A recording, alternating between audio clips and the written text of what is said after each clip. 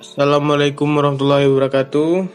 Kami dari kelompok 4 ingin mempresentasikan hasil observasi dan wawancara kami, di mana kami ditugaskan untuk ke SMP swasta yang ada di Pekanbaru. Di sini kami mendapat kesempatan untuk mengobservasi di SMP Islam Terpadu Insan Utama, di mana SMP ini berada di Pekanbaru itu sendiri. Selanjutnya, perkenalkan kami di kelompok 4. Untuk anggota kelompok yang pertama Cahyaning Ulan, Fajri Febrian, Said Ilham Ali, Sadik Nanda Sabila, Cynthia Tasti, Winnie Lucina Darman. Baik, kita langsung sambung ke pemateri.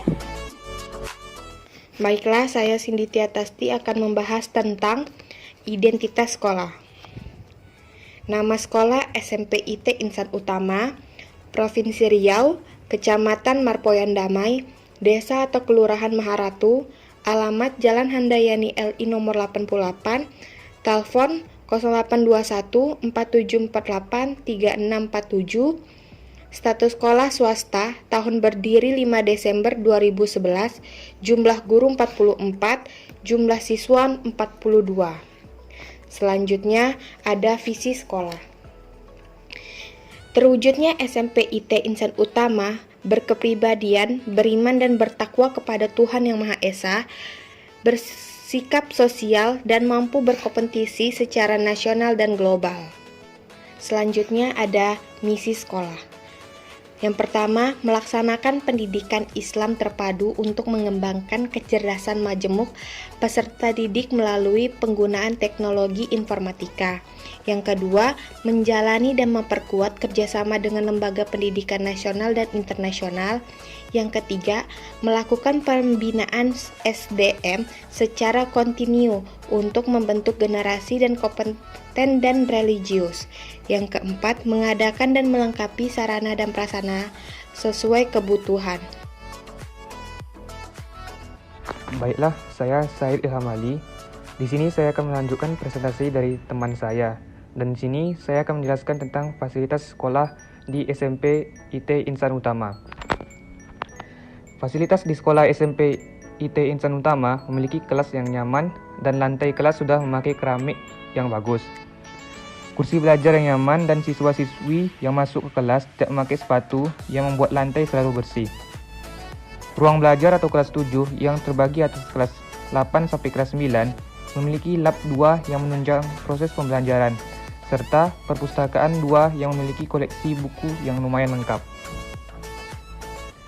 Baiklah, selanjutnya observasi kami selama di SMP IT Insan Utama adalah kondisi fisik di sini yang dimaksud adalah kondisi ruangan kelas. Kondisi salah satu ruangan kelas di kelas 8 SMP IT Insan Utama Pekanbaru dapat dikatakan kurang nyaman dalam aktivitas belajar mengajar.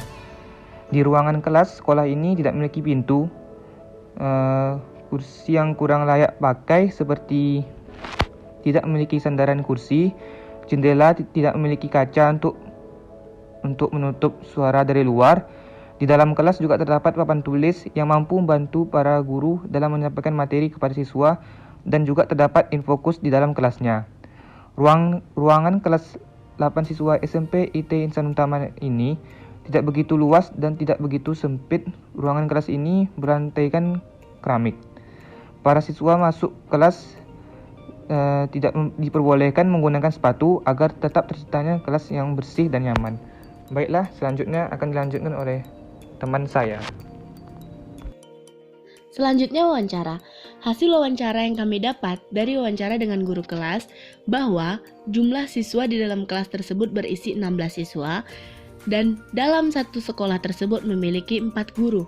Siswa yang duduk di sebelah guru tersebut adalah anak berkebutuhan khusus atau ABK. Guru kelas menyuruhnya duduk di depan agar anak tersebut tidak mengganggu proses belajar dan mengganggu temannya. Mengapa tidak disekolahkan di sekolah luar biasa atau SLB? Karena guru ini menjelaskan bahwa anak tersebut masih berada dalam kategori ringan. Selanjutnya itu pendekatan. Pendekatan guru dalam mengajar yang diterapkan oleh guru di kelas 8 di sekolah ini menggunakan pendekatan kelompok dan pendekatan kebebasan, serta pendekatan perubahan perilaku. Dengan pendekatan ini, guru menerapkan sistem kerja kelompok, sehingga siswa dapat bersosial dan juga dapat berkomunikasi dengan baik. Sehingga guru dapat mengelola kelas setelah guru menerapkan pendekatan kelompok. Contohnya, siswa diberi tugas kelompok untuk saling membantu antar siswa.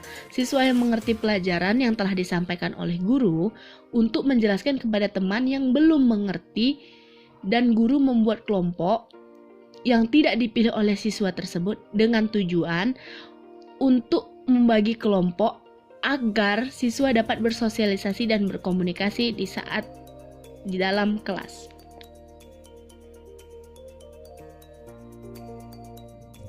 Selanjutnya, pendekatan kebebasan.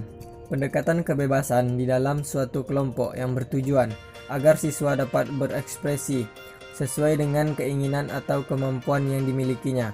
Tetapi guru tetap mengontrol agar siswa tidak melewati batas norma dan aturan yang ada, sehingga proses belajar mengajar di dalam kelas berjalan dengan efektif dan efisien.